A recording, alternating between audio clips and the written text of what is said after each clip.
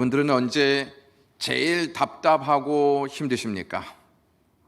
변화를 기대하고 열심히 땀을 흘리면서 노력했는데 변화는커녕 전혀 다른 방향으로 흘러갈 때 마음이 답답하고 힘들지 않습니까?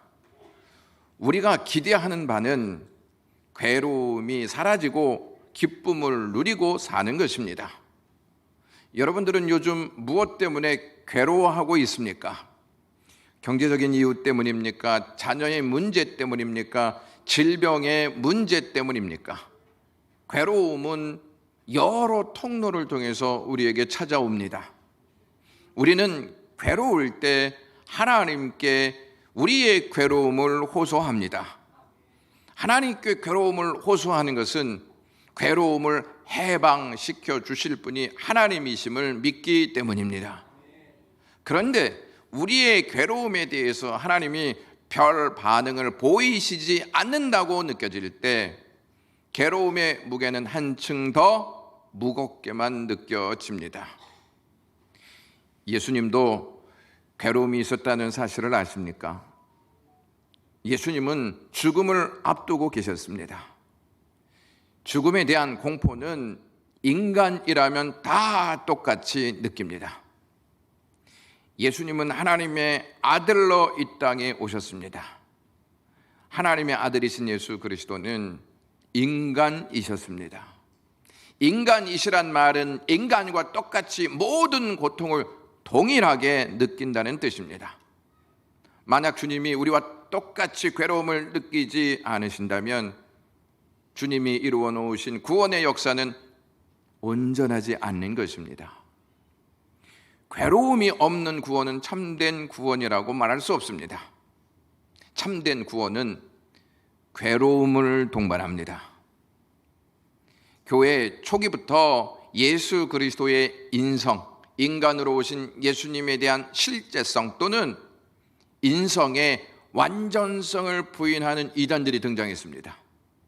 그 대표적인 이단이 가현설을 주장하는 자들로 예수 그리스도의 몸이 실제적인 살과 피로 된 것이 아니다. 다만 눈에 보이는 듯 하다가 사라져 버리는 환각이나 환영에 지나지 않는다 이렇게 이야기했습니다. 그들은 그러한 주장을 가지고 교회 안으로 침투해 들어와서 많은 교인들을 현혹했습니다. 사도행전 6장에 보시면 일곱 집사 중에 안디옥의 개종자 니골라가 나옵니다. 그는 헬라 영지주의 철학을 기독교 가현설로 발전시킨 사람이었습니다. 여러분, 버가모 교회에 계시록 2장 6절과 15절에 니골라 당이 나오는데 니골라 당의 교훈을 지키는 자들이 있다 이렇게 말씀합니다. 그들은 바로 예수님의 인성을 부인하는 가현론자들이었습니다. 오늘날 이단들은 예수님의 인성을 완전히 받아들이지 않습니다. 예수님의 인성을 부인하거나 흠을 잡아서 그것을 우리에게 말하면서 예수님은 완전한 분이 아니시다 이렇게까지 주장하는 사람들이 있습니다. 오늘 본문에 그들이 주장하는 부정적인 예수님의 인성 문제를 바르게 잡아주는 내용이 나옵니다. 그것이 무엇이냐면 27절에 지금 내 마음이 괴로우니 무슨 말을 하리요. 예수님이 인간이 아니셨다면 이러한 고백을 하지 않으셨을 것입니다. 예수님이 괴로움이 없었다면 이러한 말씀을 하시지 않았을 것입니다. 예수님이 이렇게 지금 고백하시는 것은 우리와 똑같은 감정을 가지시고 똑같은 고통을 느끼시기 때문에 이러한 고백을 하고 계신 것입니다. 여기에서 괴로움은 심장이 찢어지는 듯한 고통을 뜻합니다. 단순히 그냥 마음이 무겁다 이 표현을 넘어서 심장이 찢어지는 듯한 고통이다 이렇게 그 의미를 전달합니다. 이 고통이 너무나 심해서 어떠한 말로도 표현할 수 없을 정도였습니다. 무슨 말을 하리오란 이 말은 예수님의 심정이 얼마나 고통스러운지를 나타내는 수사적인 표현입니다. 설명할 수도 없을 만큼 심적 고통이 극심했다는 말입니다. 그것이 무슨 말을 하리요 하는 예수님의 고백을 통하여서 우리에게 전달되고 있습니다. 이로써 우리가 알 수 있는 것은 예수님은 참 인간이시다, 인간으로 이 땅에 오셨다 하는 것을 알게 됩니다. 예수님은 우리가 느낄 수 있는 괴로움과 고통을 하나도 예외 없이 다 받으셨습니다. 죽음을 앞두고 괴로워하신 주님은 하나님께 그 문제를 가지고 나아가셔서 기도하십니다. 예수님은 기도해도 달라질 것이 없음을 잘 아셨습니다. 기도한다고 달라지는 것이 없는데 예수님은 뭐하러 기도하십니까? 이렇게 질문할 수 있지 않습니까? 자녀들이 부모가 용돈을 주지 않을 것을 뻔히 알면서 용돈을 달라고 하지 않습니다. 내가 요구해도 부모가 주지 않을 텐데 뭐하러 용돈을 달라고 요구합니까? 이렇게 말할 것입니다. 우리는 기도해도 달라지지 않으면 기도하지 않습니다. 기도해도 고통이, 또 기도해도 죽음이 우리에게 찾아오는데 기도할 이유가 무엇입니까? 아무런 역사가 일어나지 않으면 기도할 의욕이 생기지 않습니다. 기도할 의욕이 생긴다면 작은 변화로도 막 일어날 때 기도하고픈 마음이 생기지 않습니까? 기도하면 떠오르는 단어가 딱 있습니다. 그것이 무엇일까요? 1번 응답, 2번 응답, 3번 응답. 응답입니다. 응답을 딱 생각하기 때문에 기도하지, 응답을 생각하지 않으면 기도하겠습니까? 우리는 응답을 목적으로 기도합니다. 응답이 없으면 기도의 줄을 놓습니다. 응답을 목적으로 기도하는 사람은 예수님이 기도하시는 그 모습을 이해할 수가 없습니다. 예수님이 기도하시는 것은 하나님의 뜻을 이루기 위해서 기도하시는 것입니다. 예수님은 자신이 원하는 바를 얻기 위해서 기도하고 계신 것이 아닙니다. 하나님의 뜻을 이루기 위해서 기도하고 계신 것입니다. 예수님은 자신이 이 땅에 오신 이유를 분명히 알고 계셨습니다.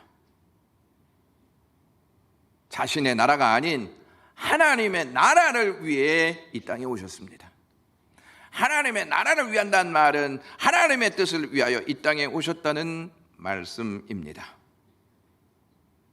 하나님의 뜻은요, 고난을 겪는 것입니다. 예수님은 하나님의 뜻과 고난이 맞물려져 있음을 아시고 고난을 피하지 않으시고 고난을 맞이하셨습니다. 고난이 좋아서 피하지 않는 것이 아니라 하나님의 뜻이기에 피하지 않고 맞이하셨던 것입니다. 하나님의 뜻이니 하나님의 뜻을 내가 맞이해야지. 그래서 예수님은 기도하셨다는 말씀입니다. 예수님은 괴로운 마음에 아버지를 부르며 이렇게 기도하십니다. 27절에 아버지여, 나를 구원하여 이때를 면하게 하여 주옵소서. 그러나 내가 이를 위하여 이때에 왔나이다. 때가 왔다고 말씀하시는데 이때는 어떠한 때를 가르치냐면 한 알의 밀이 떨어져 죽을 때를 말합니다.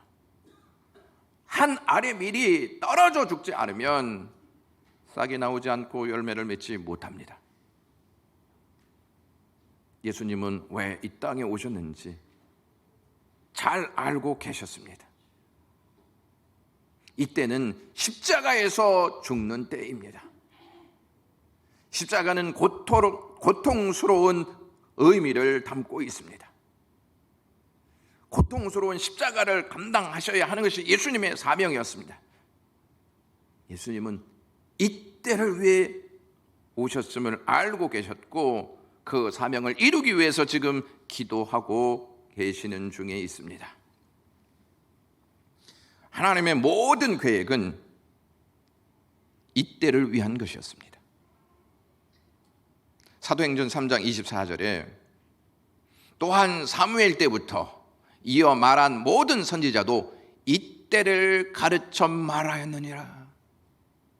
모든 선지자들이요, 예수님의 십자가의 죽음의 때를 가르쳐서 말씀했다는 것입니다. 모든 선지자들도 이때 하나님께서 어떤 역사를 이루실지 알고 있었습니다. 예수님은 하나님이 정해놓으신 때를 위해 보냄을 받으셨다는 사실을 알고 하나님의 뜻을 이루기 위해서 겟세마네 동산에 올라가셔서 힘쓰고 애써 간절히 기도하심으로 육신의 연약함을 짜내고 순종하셨습니다. 겟세마네 동산에서 기도하셨던 주님은 하나님의 때가 왔음을 아시고 두 가지 행동을 취하십니다. 먼저는 기도의 자리에서 일어나십니다. 마태복음 26장 45절에서부터 46절에 때가 가까웠으니 인자가 죄인의 손에 팔리리라. 일어나라, 함께 가자. 보라, 나를 파는 자가 가까이 왔느니라. 왜 일어나신다고 생각하십니까? 순종하시기 위해서 일어나시는 것입니다. 여기에서 이때 역시 하나님이 정해 놓으신 시간입니다. 하나님이 정해신 그 시간에 예수님은 순종하는 자세를 취하십니다. 고난과 멀어지지 않으시고 고난 속으로 들어가십니다. 고난 속으로 들어가셨다는 말은 하나님 뜻 안으로 들어가셨다는 말씀입니다. 예수님이 하신 말씀에서 주목해야 할 부분이 있습니다. 예수님이 제자들에게 함께 가자 이렇게 말씀하십니다. 고난이 하나님의 뜻이 아니라면 주님은 함께 가자 이렇게 말씀하시지 않았을 것입니다. 그러나 고난이 하나님의 뜻이었기에 제자들에게 함께 가자 이렇게 말씀하셨던 것입니다. 주님이 승천하신 후에 제자들이 복음을 전한다는 이유로 많은 고난을 받습니다. 그럴 때마다 이 제자들이 떠올렸던 말씀이 무엇이겠습니까? 예수님이 하신 말씀, 함께 가자, 이 말씀 아니겠습니까? 다메섹 도상에서 주님을 만난 바울은 무엇을 기뻐하고 있는지 우리에게 알려주는 말씀이 골로새서 1장 24절에 담겨 있습니다. 내가 이제 너희를 위하여 받는 괴로움을 기뻐하고 그리스도의 남은 고난을 그의 몸된 교회를 위하여 내 육체에 채우노라 이렇게 말씀하고 있습니다. 사도 바울은 그가 복음을 위하여 받는 괴로움, 그가 하나님의 나라를 위하여 당하는 고통, 이 모든 것을 그리스도께서 이 지상에 그의 제자들에게 남겨놓으신 고난이라고 생각했습니다. 그리고 그 고난을 자신의 육체에 채운다고 표현하고 있습니다. 여러분, 과연 고난은 어떠한 의미를 가지고 있을까요? 고난 속에 하나님의 뜻은 무엇일까요? 한 사람이 어린 딸과 함께 산에 살았습니다. 양을 치고 있었습니다.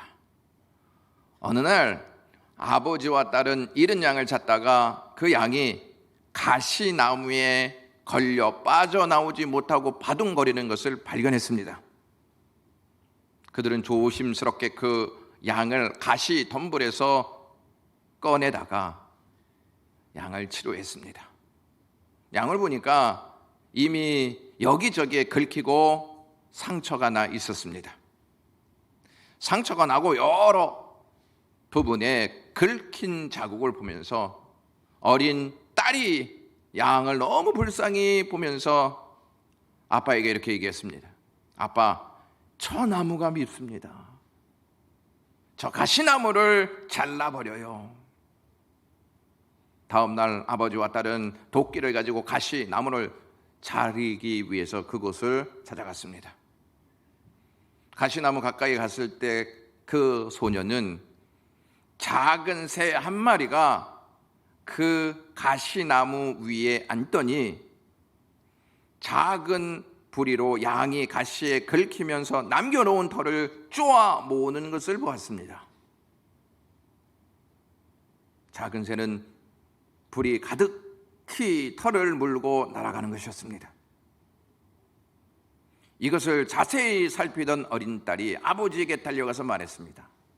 아빠, 하나님께서 왜 이곳에 가시나무를 자라게 하시는지 이유를 알 것 같습니다. 가시나무의 가시들은 작은 새가 집을 지을 수 있는 부드러운 털을 모으는 일을 하는 것 같습니다. 이렇게 이야기했습니다. 우리가 볼 때 가시는 아무런 가치가 없는 것처럼 보이지만 하나님이 가시를 만드신 이유는 그 가시를 통해서 어떠한 한 짐승은 집을 지을 수 있고 따뜻함을 느낄 수 있는 거처를 만드는 재료가 되었다는 것입니다. 사실 대자연은 서로 조화를 이루어 하나님의 목적을 이루어 나가는 것입니다. 우리가 수고하고 노력한 대가로 얻은 것이 가라지이면 이 얼마나 화나는 일입니까? 그러나 주님께서는 가라지나 가시나무들일지라도 뽑거나 베어 버리는 것을 원치 않으십니다. 하나님의 뜻은 우리에게 자비를 베푸는 것이었습니다. 그것을 통해서 또 다른 어떠한 이에게는 자비가 되어지는 은총이라는 것입니다. 예수님이 우리를 향한 아버지의 자비를 보여주셨습니다. 예수님은 고난을 통해서 그 길을 가신 이유는 예수님이 하나님의 자비를 보셨기 때문입니다. 내가 겪는 이 고통의 역사가 하나님의 백성들에게 구원의 역사를 만드는 능력이 된다는 사실을 아시고 십자가를 지시고 십자가에서 돌아가셨던 것입니다. 예수님이 기도하시는 것은 하나님의 뜻을 위한 것이고 또 한 가지는 괴로움 뒤에 감춰진 영광을 보셨기 때문입니다. 감춰진 것은 사라졌다는 뜻이 아닙니다. 감추어진 것과 사라진 것은 분명 다릅니다. 하나님이 우리에게 주실 영광 결코 사라지지 않습니다. 하나님이 우리에게 주실 영광은 감추어져 있을 뿐입니다. 지금 당장 보이지 않더라도 사라진 것이 아니라 감추어져 있을 뿐입니다. 감추어진 것은 때가 되면 반드시 드러나게 되어 있습니다. 구름이 태양을 가리면 태양이 보이지 않습니다. 태양이 보이지 않는다고 태양이 사라지는 것이 아닙니다. 단지 감추어져 있을 뿐입니다. 요즘같이 태양 보기 힘든 날이 많은데 이는 태양이 사라졌기 때문이 아닙니다. 잠시 감추어져 있기 때문입니다. 때가 되면 태양은 다시 등장하게 됩니다. 왜냐하면 사라진 것이 아니기 때문입니다. 그래서 예수님은 이렇게 기도하셨습니다. 오늘 본문 12장 28절 전반절을 보시면 아버지여, 아버지의 이름을 영광스럽게 하옵소서. 예수님은 아버지의 이름이 영광스럽게 해달라고 기도했습니다. 아버지의 이름을 영광스럽게 하는 것은 예수님이 고난 받으심으로써 십자가에 달려 돌아가시는 그 역사 안에 있습니다. 하나님이 영광 받으시는 것은 예수님이 하나님께 순종하심으로 가능한 일이었습니다. 순종 없이 영광이 드러날 수 있겠습니까?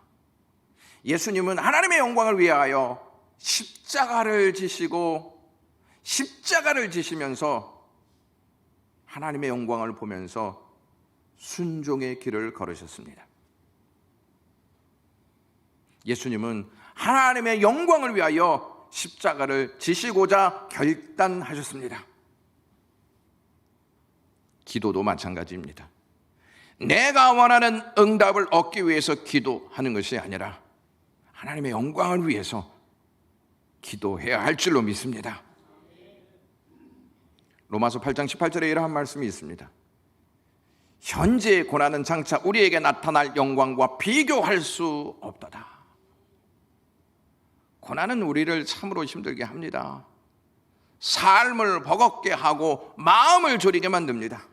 그래서 고난은 피할 수 있으면 피해야지, 이러한 말을 합니다.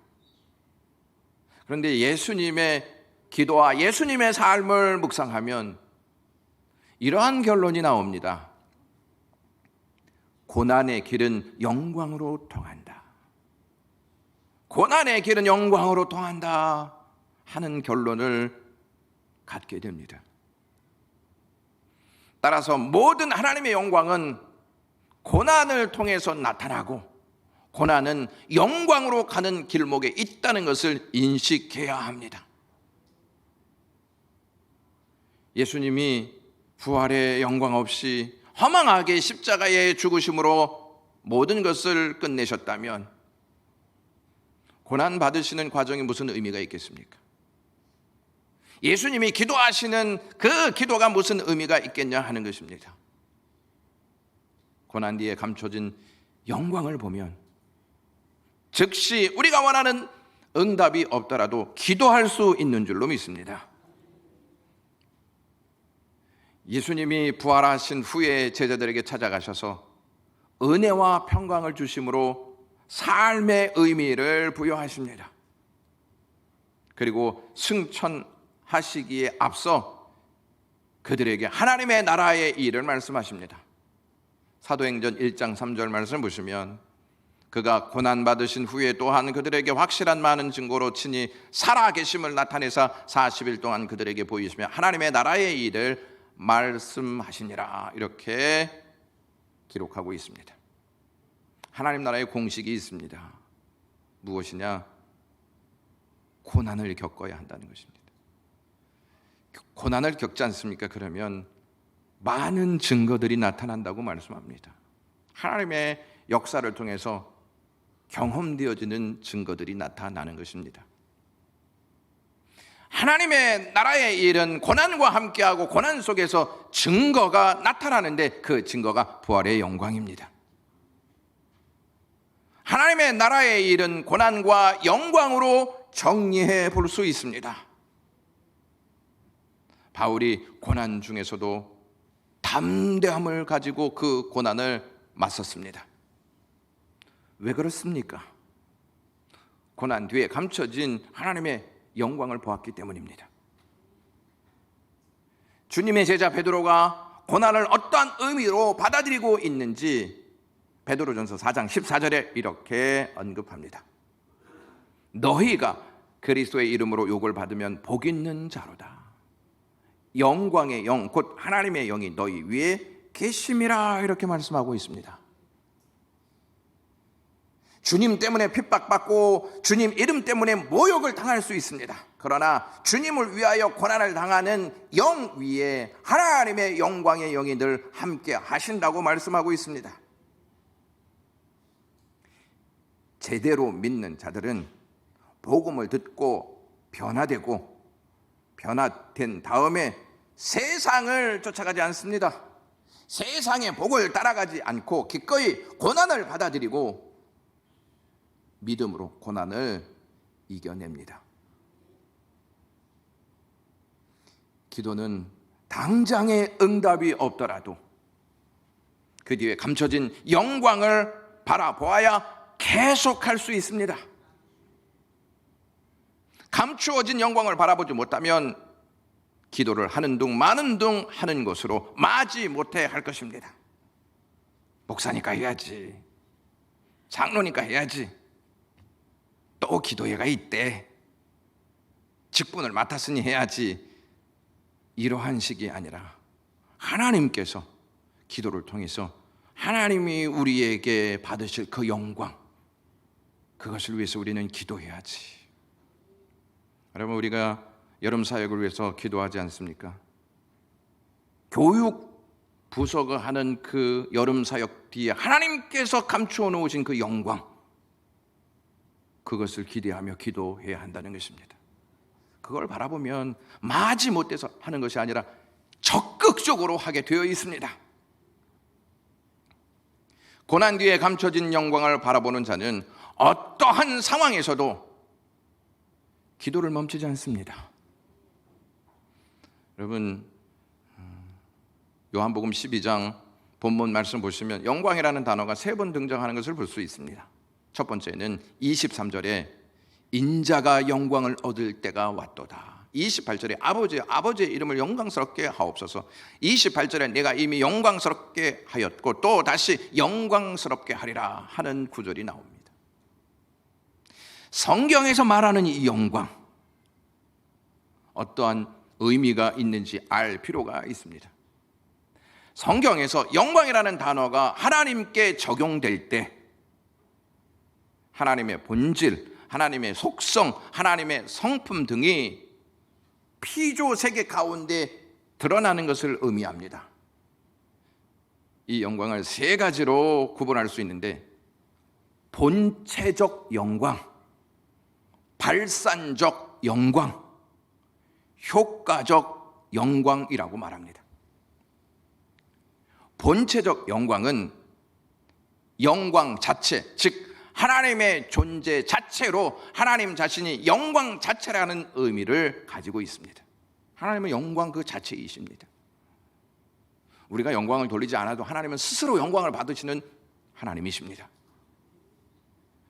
두 번째, 발산적 영광은 하나님께서 거기 계시기 때문에 그곳에 나타나는 영광의 효과를 발산적 영광이라고 말합니다. 하나님은 어디에든지 계시지만 이스라엘 백성에게 어느 한순간에 임재하셔서 당신 자신을 나타내십니다. 어느 특별한 곳에 특별하게 계시다는 표징을 영광으로 우리에게 보이십니다. 모세가 떨기나무 가운데 지성소에서 성전에서 나타난 하나님의 임재를 발산적 영광이라고 했습니다. 출애굽기 40장 34절에 구름이 회막에 덮이고 여호와의 영광이 성막에 충만하며 모세가 회막에 들어갈 수 없었으니 이는 구름이 회막 위에 덮이고 여호와의 영광이 성막에 충만함이었다, 이렇게 말하고 있습니다. 열왕기상 8장 10절에는 성전에 등장한 영광인데요, 제사장이 성소에서 나올 때 구름이 여호와의 성전에 가득하며 제사장이 그 구름으로 말미암아 능히 서서 섬기지 못하였으니 이는 여호와의 영광이 여호와의 성전에 가득함이었더라, 이렇게 말씀합니다. 발산적 영광입니다. 마지막으로는 효과적 영광입니다. 반응적 영광이라고도 말합니다. 이것은 하나님을 알지 못하고 패역한 길에서 패역한 삶을 살던 사람이 하나님의 은혜를 받고 회심하게 되었습니다.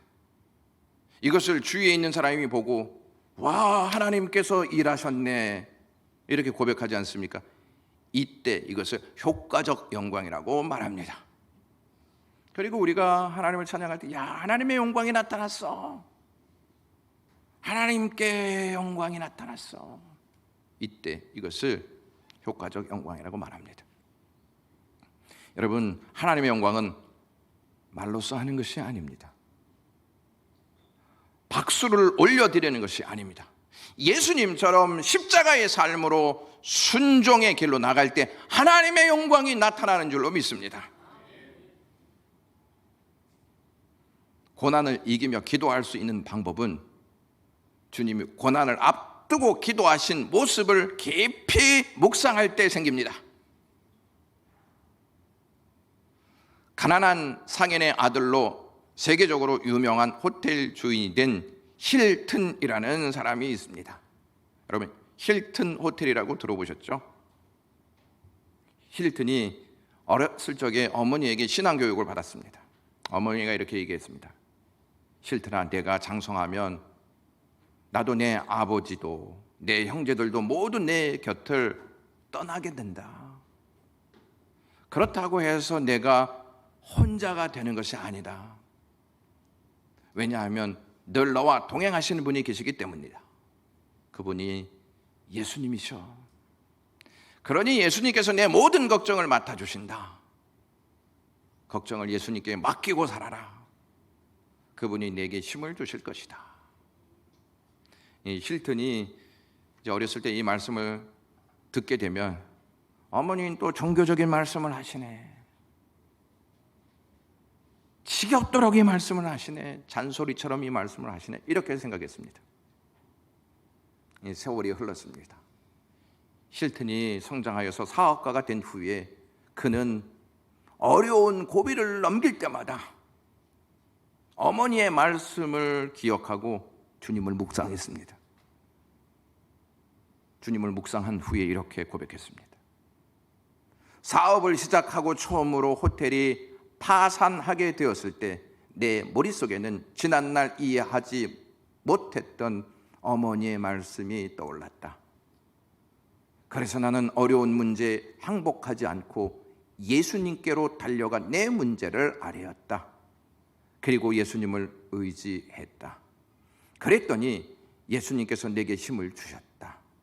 그 후로 나는 예수님을 의지해서 어떠한 고난과 어려움도 이겨내고 결과적으로 세계적인 호텔 체인인 힐튼 호텔 체인을 만들 수가 있었다. 이렇게 말했습니다. 사랑하는 영광교회 가족 여러분, 믿는 자와 믿지 않는 차이가 뭔지 아십니까? 교회를 안 다니면 믿지 않는 것이고 교회를 다니면 다 믿는 것입니까? 예수님을 믿는 자와 믿지 않는 자의 차이는 고난당하였을 때 인간의 힘을 의지하면 예수님을 믿지 않는 것이고 예수님을 생각하고 하나님을 의지하고 기도하면 하나님을 믿는 자입니다. 하나님 보시기에 어떠한 사람이 가장 답답한 인생을 살아갈 것이라고 생각하십니까? 하나님이 예수 그리스도를 통해 베푸신 자비와 사랑을 알지 못하고 영광이 아닌 다른 것을 추구하면서 살아가는 사람이 아니겠습니까? 우리의 기도의 목적은요, 기도하면서 하나님의 뜻을 보는 것이고 기도하면서 고난 뒤에 감춰진 영광을 바라보는 것이고 예수 그리스도를 통해서 하나님의 자비가 우리에게 나타난 그 사실을 깨닫게 되는 것입니다. 주님을 따라가는 것으로 닮기도 하지만 기도로 주님을 닮기도 합니다. 기도하겠습니다. 하나님 아버지, 오늘도 예수 그리스도의 기도를 통해서 우리가 어떠한 자세로 기도해야 하는지를 알게 하시니 고맙습니다. 우리의 원하는 바가 아닌 하나님의 뜻을 바라보며 기도하게 하시고 괴로움 뒤에 감춰진 영광을 바라보면서 기도하게 하시고 예수님처럼 기도할 수 있는 자세를 갖게 하시옵소서. 예수님의 이름으로 기도드리옵나이다. 아멘. 찬송가